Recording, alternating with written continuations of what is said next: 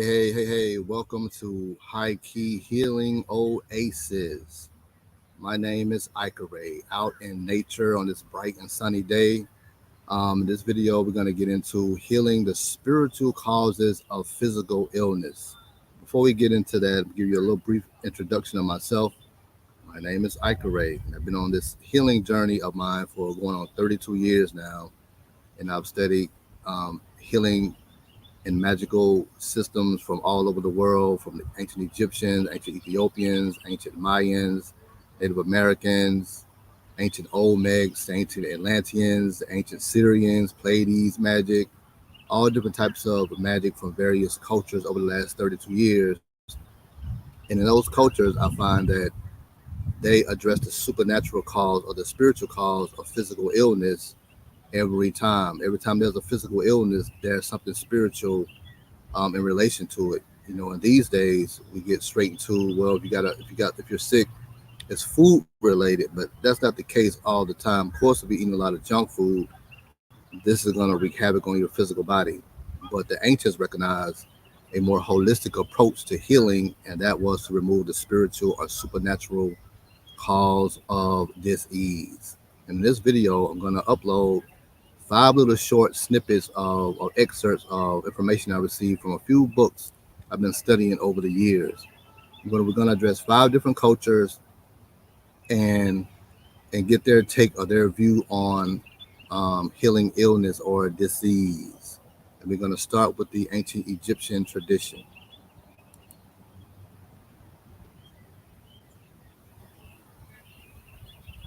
The magical approach was primarily concerned with anticipating or diagnosing the ultimate causes of misfortune.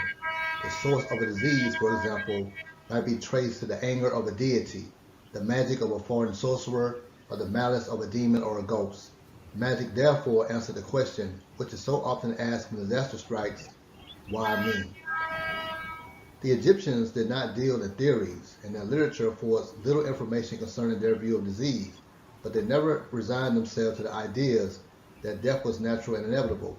Life, once begun, should continue indefinitely. The people had the same belief in the malignant activity of spirits toward mankind as their contemporaries.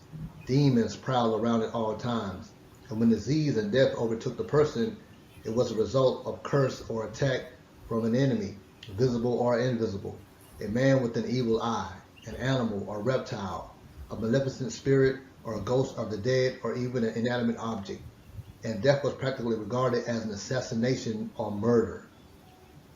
The malevolent being gained entrance to the body by supernatural means in an unguarded moment through the eyes, ears, mouth, or nose, and then made a vicious attack, breaking bones, sucking the marrow, drinking blood, gnawing the intestines, hearts, or lungs, and devouring the vital substance.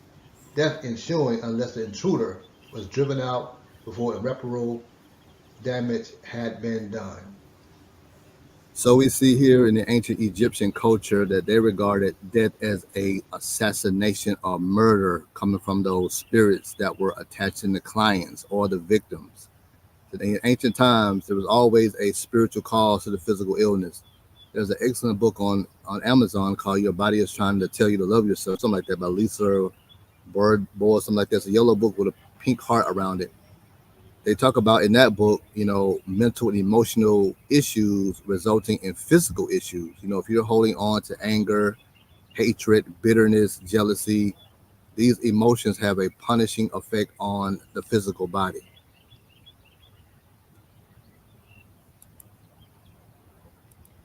So we're going to move right along to the next culture.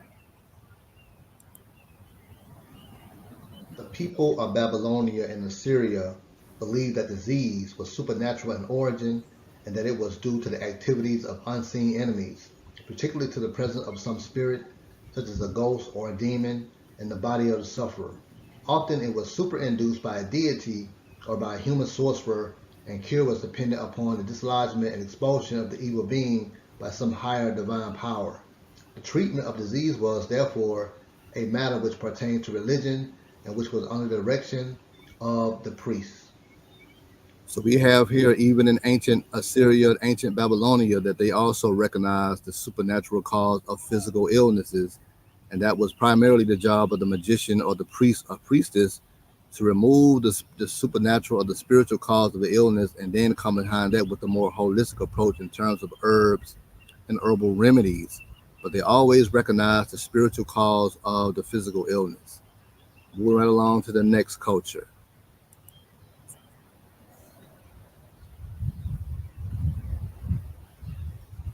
In ancient India, disease was considered a manifestation of the will or power of some supernatural being. It might be from the gods in punishment for sin, as in the case of dropsy caused by Varuna, or it might be due to a mere caprice of a benevolent deity. From the earliest times, all morbid conditions of the mind and body, except such as were regarded as divine vengeance, were believed to result from attacks or possession of evil spirits which surrounded man on every side. A cure could be effected only by propitiating, appeasing, or expelling them, and the gods were appealed to for assistance through the use of Vedic hymns, prayers, and sacrifices. So here again, we have in ancient India, they recognized that you had to remove the supernatural cause of physical illnesses. In those ancient times, even in our day, sorcerers, witches, warlocks can send curses at people, and this will often result in a physical illness. So we have that running rapid even today, where people over a social media post will attack you. They get mad at you for whatever reason, jealous of you for whatever reason, will want to attack you. So it's imperative these days you learn more advanced ways to shield and protect yourself, not just from those in your own community, but from those higher demonic influences, especially those that came through this latest solar eclipse. You have millions of people, watching that eclipse, and those entities came through that portal. And now mental illness is up, emotional illness is up, and these are spirits or entities attached to these people. You know what I'm saying? So before someone tell you, well, the medication got them going crazy, blah blah blah. But before it got to the medication, something was wrong with them. They had mental issues before the medication. Yeah, the medication may have worsened the condition, but it was something going on before the medicine part came in. What was that? That was an attack of that person coming from some spirit or some demon, demonic influence. You know what I'm saying?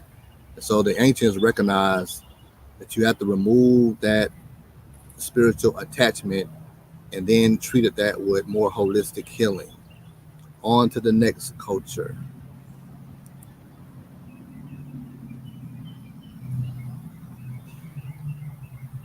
Scattered references in the Iliad and Odyssey make it clear that in the early periods, the Greeks believed that the deity sent disease and death upon mankind in anger and revenge for impiety, vows unperformed, sacrifices unoffered, and unjust deeds, or because of the wickedness of the human heart to free themselves from their evil plight. Men were advised to sacrifice, to pray, to make atonement, and to appreciate the gods, who in this relation have power to avert pestilence and cure disease. It is by no means possible to avoid disease sent from Zeus, yet do thou at least pray to thy father, even unto King Poseidon.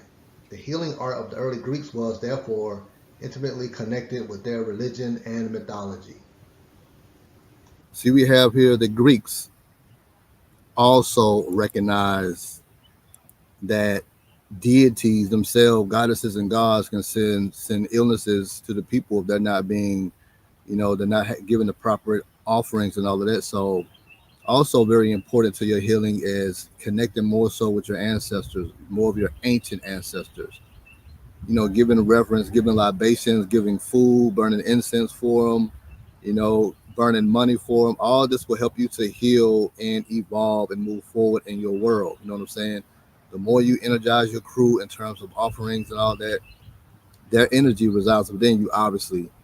So once you're, burning the money for them, giving them the food offerings, that energy awakens within you that will help you to fight the negative forces that dwell within you and all around you. And also, they will guide you towards the information you need to further protect yourself. Wow, it's bright and sunny. Yeah, I didn't know it was going to be this sunny. But yeah, they will guide you towards ways you can better protect yourself. Moving on to the last culture here.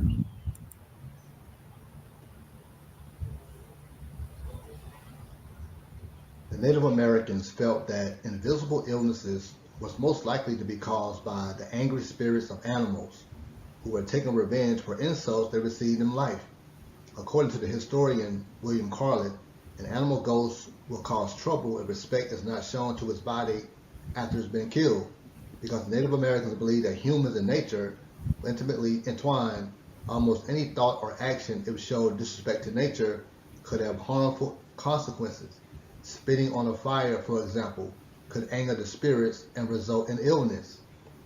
Nature wasn't always viewed with fear, of course, just as the spirits of animals and other aspects of nature could be harmed when they were angered, they can also be helpful when they were pleased. The Native Americans believed, for example, that herbs, even the organs of animals, were full of tremendous healing powers. They also called on the spirits of animals for assistance during their many healing ceremonies. Different animals were thought to have unique personalities and attributes, such as cunning, intelligence, and strength.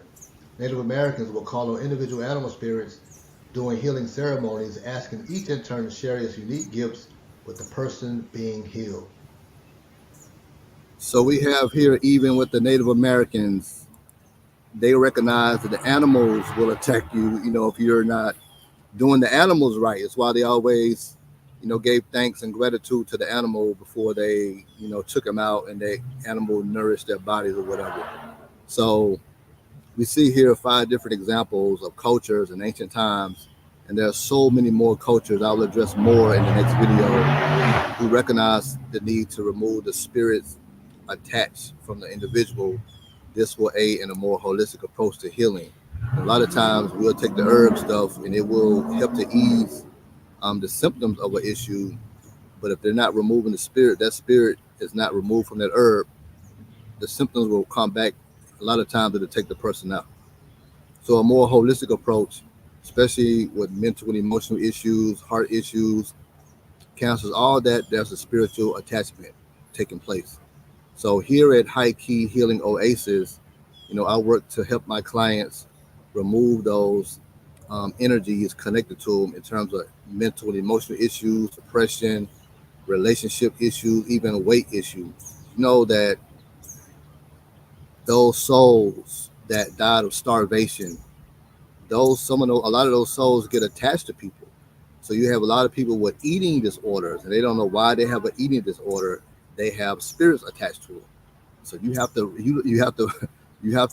move those energies that are feeding on you out of your aura, out of your psyche, out of your consciousness, out of your mind. You know what I'm saying? Sometimes you're not gonna. Some herbs will work with certain stuff, but a lot of herbs are not gonna work with a lot of illnesses once there's a powerful spirit attached to your kidneys, your lungs, your liver, wherever it may be. You're gonna have to utilize metaphysical means to remove those issues. So you have any of these issues, mental and emotional issues, weight issues, relationship issues, whatever the case, we can set up a consultation. My work is designed to help you to remove these spirits from your being and to help you get a more holistic approach to healing. This art was missing for the most part. You know what I'm saying? It's either, the crystals or the herbs or whatever. A lot of times, this is not helping people. They still have debilitating illnesses and they don't know why. They have excellent diets and all of that. They're in nature, but they still have the same health issue. This is because there's a spirit attached. So you have to utilize metaphysical means to remove that spirit. If you don't remove it, it'll continue to persist until it wears out on your life force energy and eventually takes you out of here. Although most of us have an exit date, you don't want to go out like that. So if this information was beneficial to you, hit that like button, subscribe to the channel, share this information. More information to come along these lines here on HÍKEE Healing Oasis. Until next time, I have my contact information down below this video to set up a consultation, and we go from there on helping you to heal more holistically like we did in ancient times, removing those negative spiritual attachments to get onto a more holistic healing. So until next time, peace.